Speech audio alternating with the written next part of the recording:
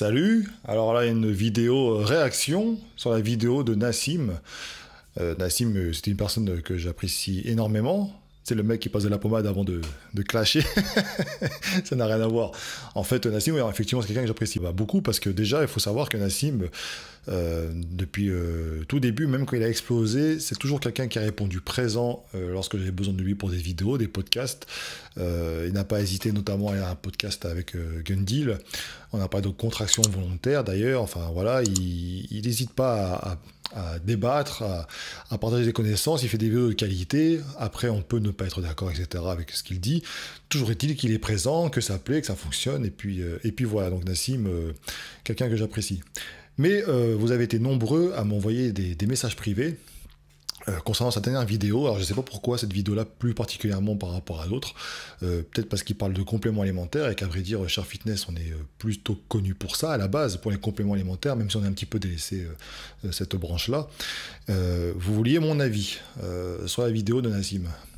Alors, quand j'ai regardé la vidéo, effectivement j'ai des petites choses à dire là-dessus, et j'en ai même parlé au doc. Je crois que c'était hier, ou avant-hier, je sais plus, je dis au doc, écoute, je vais faire une vidéo réaction sur le de Nassim. Et le doc m'a dit, ah ouais, je l'ai pas encore vu, je vais regarder. Il regarde, et puis il me dit, ah, effectivement, j'ai pas mal de choses aussi à dire là-dessus. Et il en a fait une vidéo qu'il a sortie ce matin, donc voilà. Et alors, je n'ai pas regardé sa vidéo, pour ne pas être influencé, même indirectement, par rapport à ce qu'il va dire. On en a parlé en privé, et de toute façon, l'approche n'est pas tout à fait la même, mais je pense qu'on aura des points en commun, parce que c'est évident. C'est des choses qu'on dit depuis très très longtemps sur Cher Fitness, et donc on va se retrouver, j'imagine, sur certains points. Donc, allez sur ma vidéo, allez voir la vidéo du doc, pour vous faire un petit peu votre propre avis là-dessus. Alors, de quoi on parle, déjà? Parce que, bon, t'as dû la voir, la vidéo de Nassim, elle s'est retrouvée en tendance, donc déjà, bravo à lui, parce qu'une vidéo fitness plutôt sérieuse en tendance générale, c'est rare. Donc, ce qui prouve que la vidéo, elle a fait parler, elle a été regardée, et après tout, c'est ce qu'on cherche aussi, hein, donc évidemment. Alors, c'est vrai que quand on a des croyances qui sont anciennes, comme ça, qui sont vraiment ancrées, on a du mal ensuite à accepter des nouvelles connaissances, tu vois. Si on te dit pendant 10 ans qu'il faut faire ainsi, puis d'un coup on te dit, bah non, en fait, c'est pas comme ça, c'est autre chose, c'est très très difficile. Mais il faut savoir qu'en science, par exemple, on va rarement utiliser l'affirmative, c'est du conditionnel. Parce que la science, les connaissances évoluent, et encore plus sur le corps humain. Le corps humain, c'est pas non plus voilà, quelque chose de figé, tu vois. Donc il faut faire attention. Moi-même, quand je parle, même parfois ça peut m'arriver d'utiliser l'affirmative, tu vois, mais j'essaye au maximum de prendre du conditionnel dans mes phrases, dans mes propos, parce que tu peux te faire avoir. Si tu dis pendant, je sais pas, 15-20 ans que la créatine n'est pas dangereuse pour le corps, et puis d'un coup on découvre qu'il y a une étude qui sort, et puis on découvre qu'effectivement ça peut provoquer tel souci à terme, t'as l'air bien con. Si tu dis il n'y a aucun danger, c'est sûr et certain, tu vois. Donc à ce jour, voilà, on peut dire qu'il n'y a aucun danger avéré pour quelqu'un qui est en bonne santé. La vidéo de Nassim, ça parle de quoi? En gros, il va te dire que après l'entraînement, il te dit ne fais surtout pas ça, ne mange pas juste après l'entraînement. Alors pourquoi? Ça te parle en fait de système sympathique, parasympathique. En gros, l'entraînement, ça te crée un stress, c'est pas selon Nassim, en fait, il dit que après l'entraînement, tu es toujours en situation de stress, et donc il faut que tu attendes d'être en phase de repos, de relaxation, donc parasympathique, pour commencer à manger, et de façon à assimiler mieux les nutriments, etc., et pas avoir des nausées, des machins, enfin bref. Et après, il t'explique en gros ce qu'il fait lui pour retourner à cet état-là, et ensuite consommer son repas. Voilà, donc ça fait des débats, dans les commentaires ça y va, et vous pourrez aller beaucoup de Gundil en référence. Gundil dit pas ceci, Gundil dit pas faire ça, lui fait pas ci, lui fait pas ça, donc on va y revenir là-dessus. On parle aussi de Nassim, pourquoi tu donnes pas des sources? Donc broscience, c'est un terme qui revient souvent. Broscience, tu sources pas, mais déjà, enfin, on en a parlé plein de fois dans les vidéos, mais tu peux être capable de décrypter une étude scientifique, l'interpréter.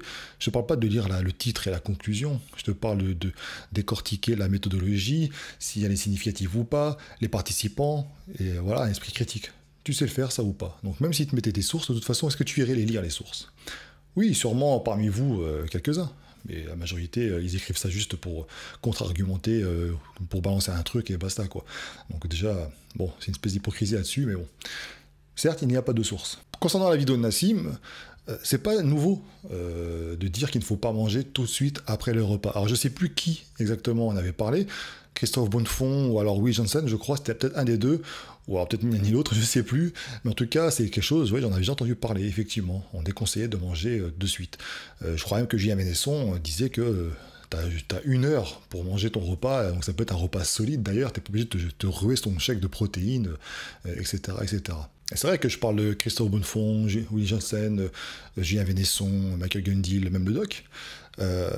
Comme toi, je travaille, moi, tu vois. Je n'ai pas le temps je ne peux pas passer tout mon temps à lire des études, à étudier, j'ai pas le temps. Je ne peux pas être comme Gundil, être abonné à des chaînes d'information scientifiques, etc. Et puis après décortiquer, machin. Donc, ce que je fais, c'est que je suis des gens que je juge compétents, même s'ils peuvent se tromper, hein, attention, mais je les juge compétents et donc ils me mâchent le travail. Ça peut me permettre d'avoir voilà, si jamais je veux avoir des précisions sur telle ou telle chose, je sais que je peux aller les voir un petit peu s'ils parlent de, je sais pas, de sources énergétiques, machin, je vais creuser là-dessus, puis je vais voir ce qu'ils en disent, tu vois. C'est pareil pour Fitness Miss, par exemple. Et Nassim fait partie de ces gens-là. Nassim, son métier, c'est coach. C'est pas, comme il dit dans sa vidéo, c'est pas youtubeur, c'est coach. Donc, il a le temps de faire ça. C'est son boulot, il a intérêt à le faire, à se mettre à la page, tu vois. J'ai enlevé la clim, là, mais je peux te dire que j'ai chaud. Sacrifice pour vous, les gars. J'espère qu'il y aura un maximum de likes et que vous allez mettre la vidéo en tendance.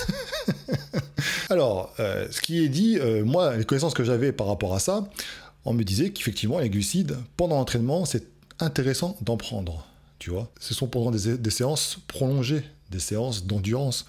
Et quand on dit glucides, il existe différents types de glucides. Il y a des glucides que tu vas devoir consommer bien avant ta séance. Par exemple, si tu fais un marathon, et pour que l'énergie soit utilisée par la suite, durant tout l'entraînement. Ou alors, il faut savoir que je crois que les glucides, c'est commencé à être utilisé, je crois, 20 minutes ou 30 minutes après que tu les as ingérés pendant ta séance. Et après, l'action va durer au-delà encore de la séance de musculation, par exemple.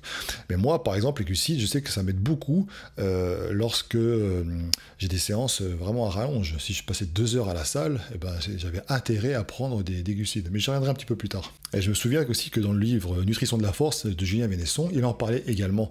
Il disait que dans les séances assez longues, même de musculation, il n'est pas débile de prendre un petit peu de sources glucidiques, maltodextrine ou que sais-je encore, pour justement aider un petit peu à avoir de l'énergie, tu vois. Donc je crois que c'est lui qui parlait au-delà d'1 heure de séance de sport, c'était intéressant. Gundil, alors tu vois, moi, ce bouquin-là, je te le recommande. Guide des compléments alimentaires pour sportifs, c'est remis à jour en plus, donc la dernière édition, je te la recommande, tu vois.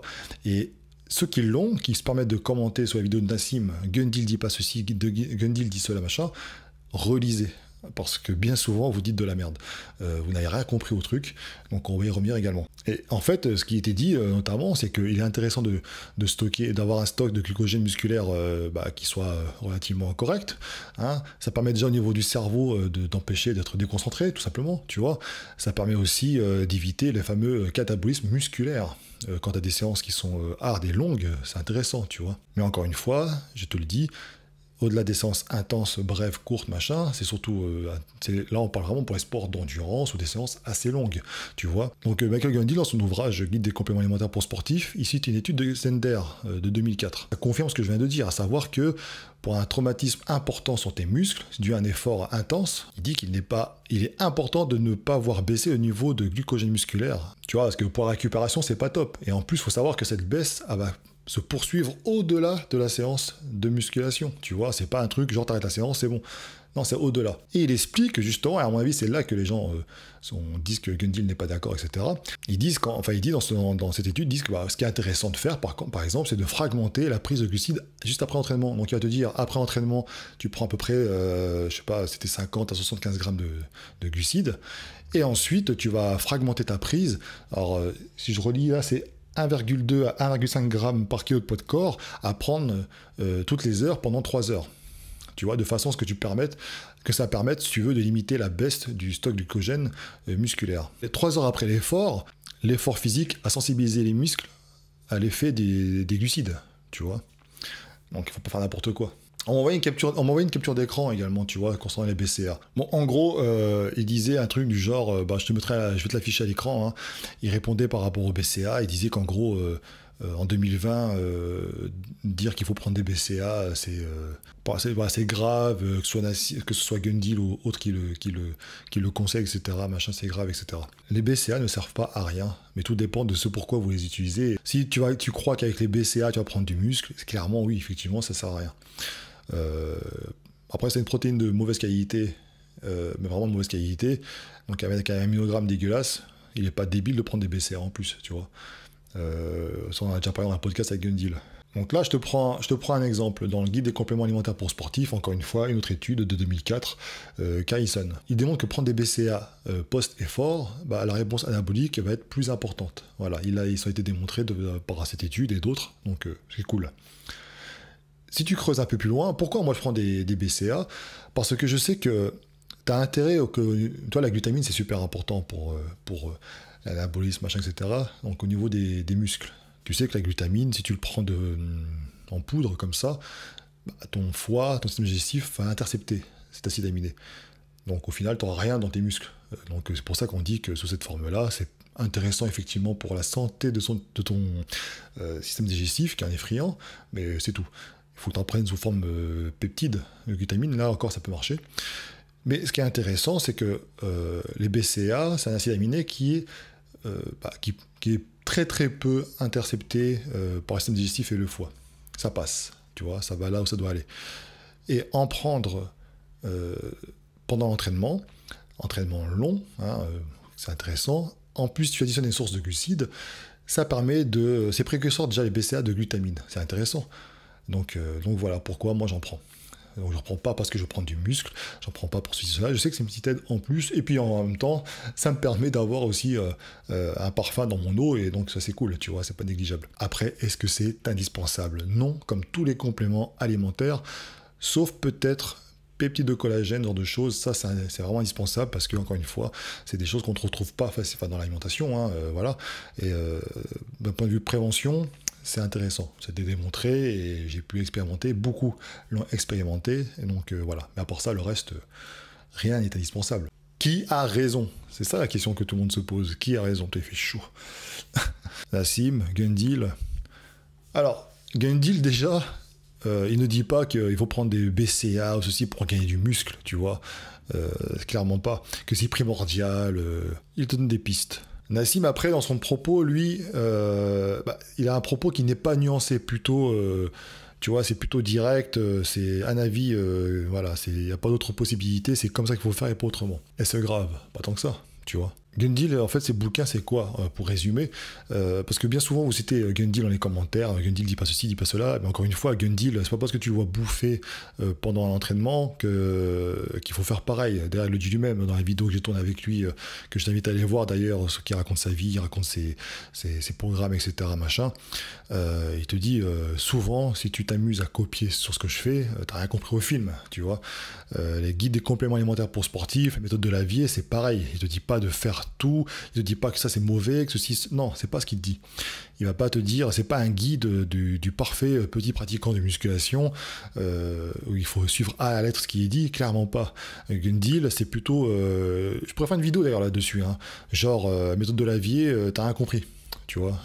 Donc tu me dis dans les commentaires si t'es intéressé, je te la fais parce que il y a pas mal à dire là-dessus. Gundil, en fait, il va te dire dans des compléments alimentaires pour sportifs, par exemple sur les BCA, il va te dire déjà ce que c'est, il va te rappeler un petit peu ce que c'est, il va t'énumérer un petit peu les possibilités que tu peux avoir avec cet acide aminé-là pour telle ou telle discipline, dans les sports endurance, de force, etc. Il va te prendre des études pour un petit peu argumenter là-dessus.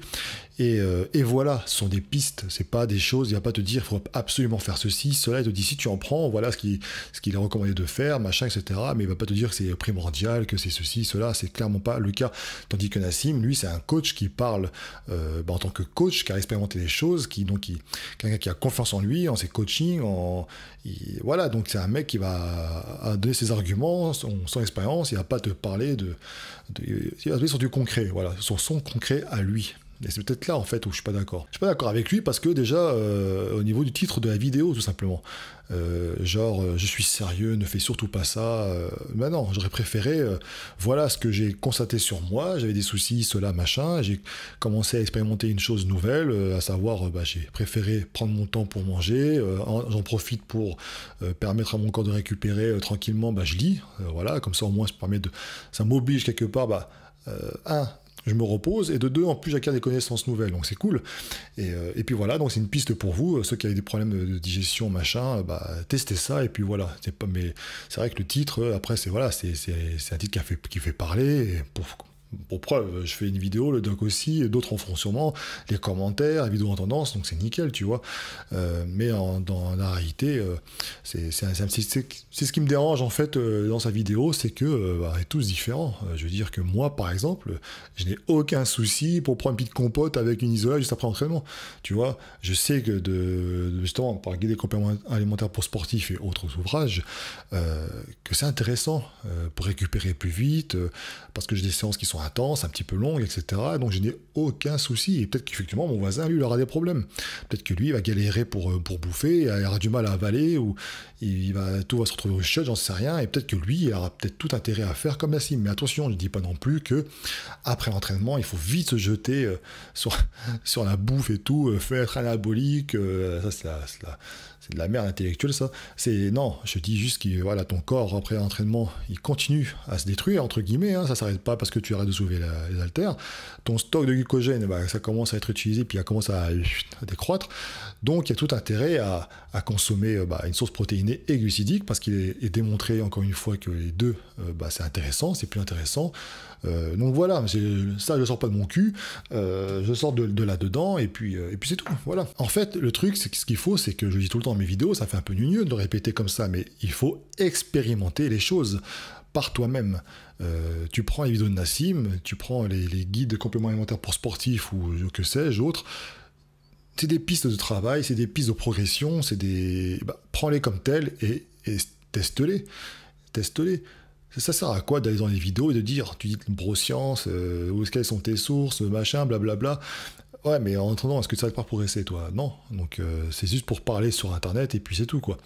Moi, quand j'ai une vidéo comme celle de Nassim, je vais pas dire... je dis, moi, voilà, je sais que ça fait longtemps que je pratique la musculation, ça me convient pas. Moi, le fait de bouffer juste après, alors pas du solide, hein, mais vraiment une petite shaker de prot ou quoi, machin, une petite compote, ça me va, nickel, j'ai aucun souci, tu vois. Peut-être que si je faisais comme lui, peut-être que si je bouffais, si je bouffe 1 heure après, peut-être que je me sentirais un petit peu mieux, j'en sais rien.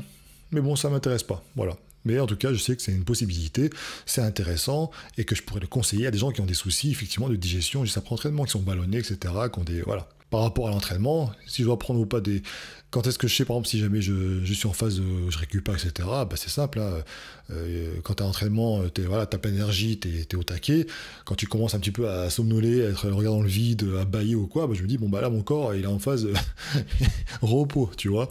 C'est tout con, c'est des petits indicateurs. J'ai pas besoin d'avoir tel professeur, telle étude, etc., pour me dire tout ça, tu vois. Mais bon... Moi, je fonctionne comme ça, sur du concret. Donc, Nassim, c'est un coach passionné, compétent, hein, il faut le dire, il est compétent. Et regarde, son physique, il a pris pas mal, hein, je trouve qu'il est bien costaud, là, et il est plutôt propre.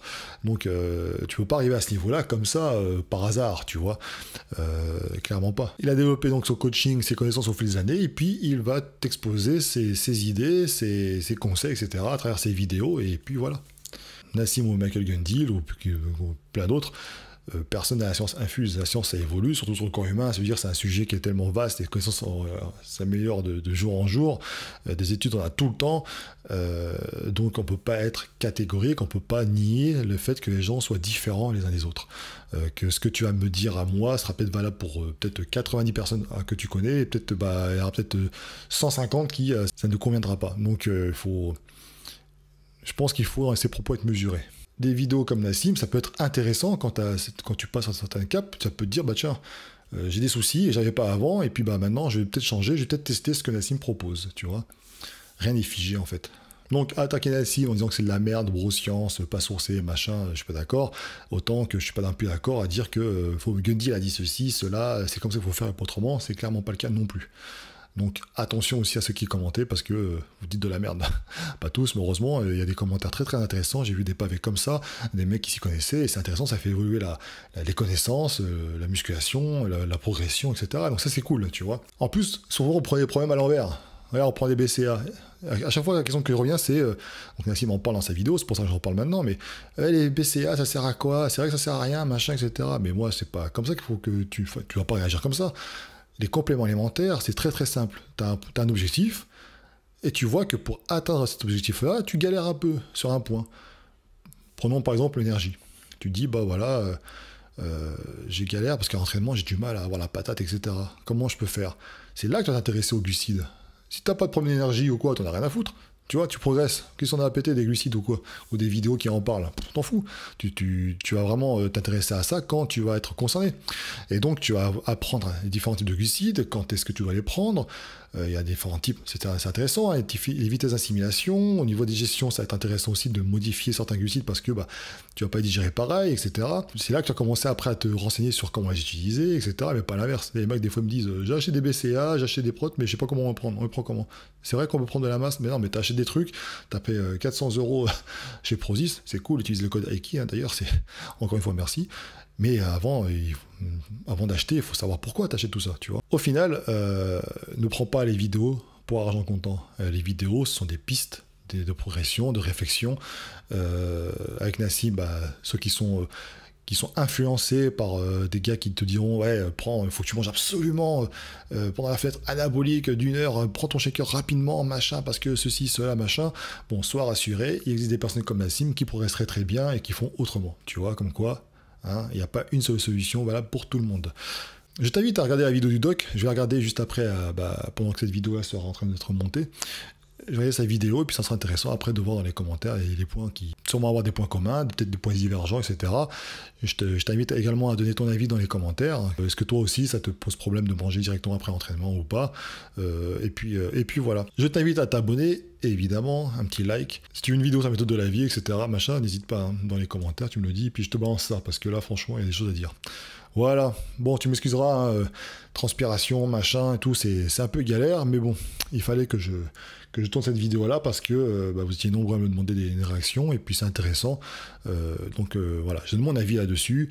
Donc en conclusion, je suis pas du tout d'accord avec Nassim dans sa manière d'affirmer les choses de façon aussi peu nuancée, en fait, d'avoir des propos peu nuancés. Maintenant, ce n'est pas grave. Pourquoi? Parce que on est différent, on réagit différemment. Et si je ne suis pas concerné, eh bien, je continue ma route. Et puis, voilà, il y a des vidéos que j'adhère totalement à ce qu'il dit, et puis d'autres non. Et puis, tout comme moi, ça arrive aussi, etc. Enfin, voilà. C'est comme ça qu'il faut... C'est que de la musculation. Et rappelle-toi, hein, tout ce qui est la science, machin, etc. C'est bien, c'est très, très bien. Mais la réalité des choses se passe en salle, d'accord? Donc, voilà. À bientôt. Ciao.